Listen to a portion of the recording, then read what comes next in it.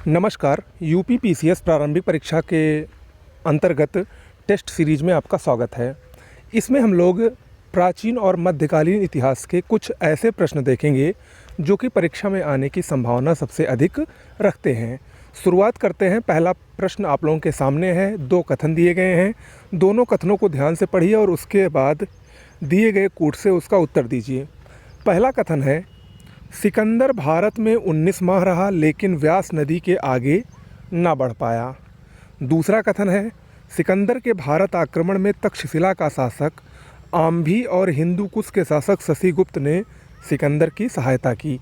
आपको बताना है कि इन दोनों में से कौन सा कथन सही है, दोनों सही है कि दोनों गलत है, कि एक सही एक गलत है। आप सोच के बताइए। देखिए, इसमें 1 और 2 दोनों सही है। ऑप्शन सी इसमें सही होगा। कथन 1 और कथन 2 दोनों सही है।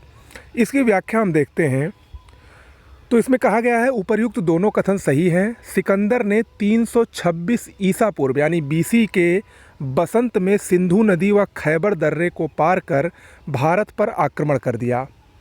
सिकंदर भारत में लगभग 19 महीने रहा लेकिन भारत में व्यास नदी से आगे ना बढ़ पाया क्योंकि उसके सैनिकों ने इनकार कर दिया था उससे आगे बढ़ने से।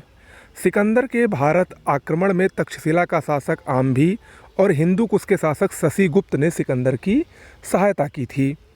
ध्यातव्य है कि इन्हीं दोनों शासकों ने सिकंदर को भारत पर आक्रमण करने के लिए बुलाया भी था, अनुरोध भी किया था। ठीक है, चलिए दूसरा प्रश्न, सल्तनत काल में रेशमी कपड़ा बुनने का कारखाना सर्वप्रथम किसने स्थापित किया था? सल्तनत काल में रेशमी कपड़े को बुनने का कारखाना सबसे पहले मोहम्मद बिन तुगलक ने स्थापित किया था। ऑप्शन ए इसमें बिल्कुल सही होगा। देखिए, सल्तनत काल में रेशमी कपड़ा बुनने का कारखाना सर्वप्रथम मोहम्मद बिन तुगलक द्वारा स्थापित करवाया गया था, परंतु सर्वाधिक शाही कारखाने फिरोज तुगलक ने खोले थे। इन कारखानों में बनने वाली वस्तुएं अमीरों व अन्य धनवान व्यक्तियों को बेची जाती थीं। प्रत्येक कारखाने की देखभाल के लिए मुतसर्रफ नाम का एक अधिकारी होता था। ओके, याद रखिएगा। अगला प्रश्न है, जपजी शब्द का संबंध किस धर्म से है? जपजी शब्द ये सिख धर्म से संबंधित है। ऑप्शन डी इसमें बिल्कुल सही होगा। इसकी व्याख्या देखिए, महत्वपूर्ण प्रश्न है। देखिए, गुरु नानक जो कि सिख धर्म के संस्थापक थे ने अपने उपदेश छोटी छोटी कविताओं के रूप में दिए थे, जिसे सिखों के 5वें गुरु अर्जुन देव द्वारा आदि ग्रंथ में जपजी नाम से संकलित किया गया था। ओके, जपजी गुरु नानक के आध्यात्मिक विचारों को स्पष्ट करते हैं, तो याद रखिएगा इसको। अगला प्रश्न है, मोहनजोदड़ो से प्राप्त पशुपति मुहर में इनमें से किस जानवर का चित्रांकन नहीं है? मोहनजोदड़ो से जो पशुपति की मुहर प्राप्त हुई है उसमें इन चारों में से घोड़ा यानी अश्व का चित्रांकन नहीं है। ऑप्शन ए सही होगा। शेष तीनों का चित्रांकन उसमें किया गया है। देखिए, मोहनजोदड़ो से मैके को प्राप्त पशुपति शिव की मुहर विशेष रूप से प्रसिद्ध है। इस मुहर में एक त्रिमुखी पुरुष को एक चौकी पर पद्मासन मुद्रा में बैठे हुए दिखाया गया है। उसके दाहिनी ओर एक हाथी, एक बाघ और बाएं ओर एक गेंडा, एक भैंसा खड़े हुए हैं। चौकी के नीचे 2 हिरन खड़े हैं।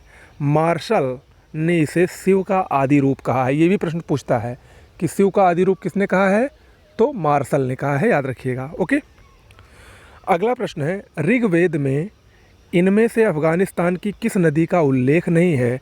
देखिए, ऋग्वेद में इनमें से अश्किनी नदी का उल्लेख नहीं है। ऑप्शन डी इसमें सही होगा। ऋग्वैदिक कालीन नदियों में बहुत सारी नदियां हैं लेकिन इसमें अस्किनी एक ऐसी नदी है जो कि ऋग्वैदिक काल में उल्लिखित नहीं है। ओके, व्याख्या इसकी देखते हैं।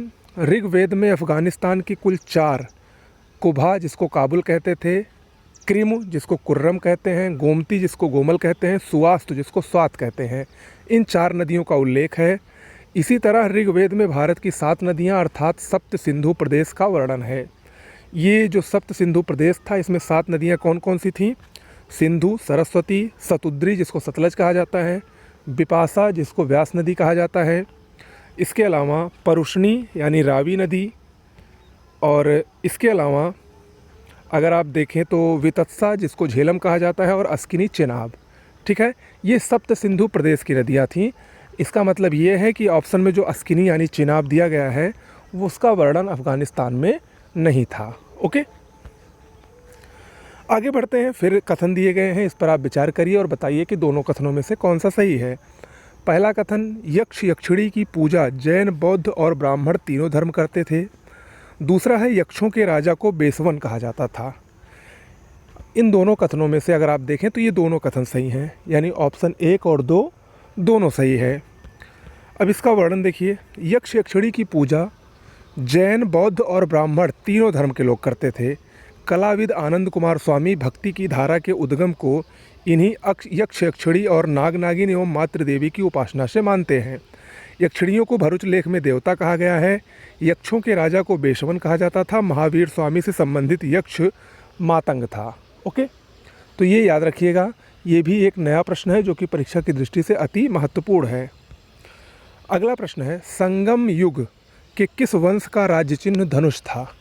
संगम युग जो कि दक्षिण भारतीय वंश था, इसमें जो चेर वंश था, चेर चोल पांड में चेर जो था, यही इसका चुनाव चिन्ह, इसका जो राज्य चिन्ह था वो क्या था? धनुष था। ओके, देखिए, चेर राजवंश का राज्य चिन्ह धनुष था। इसकी राजधानी वंजी थी और दूसरी राजधानी तोंडी थी। इस वंश की स्थापना उदयन जेरल ने की थी।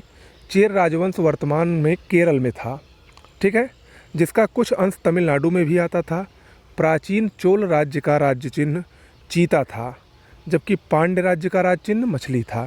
तो यानी चेर का धनुष, चोल का चीता और पांड्य का मछली, ये संगमकालीन 3 प्रमुख वंश थे जो कि परीक्षा की दृष्टि से अति महत्वपूर्ण हैं।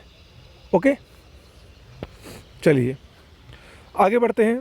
मालवा और उज्जैन के शकों का वह अंतिम राजा जिसे चंद्रगुप्त विक्रमादित्य ने मार डाला था, उसका नाम क्या था? रुद्र सिंह तृतीय। ऑप्शन बी सही होगा, रुद्र सिंह तृतीय।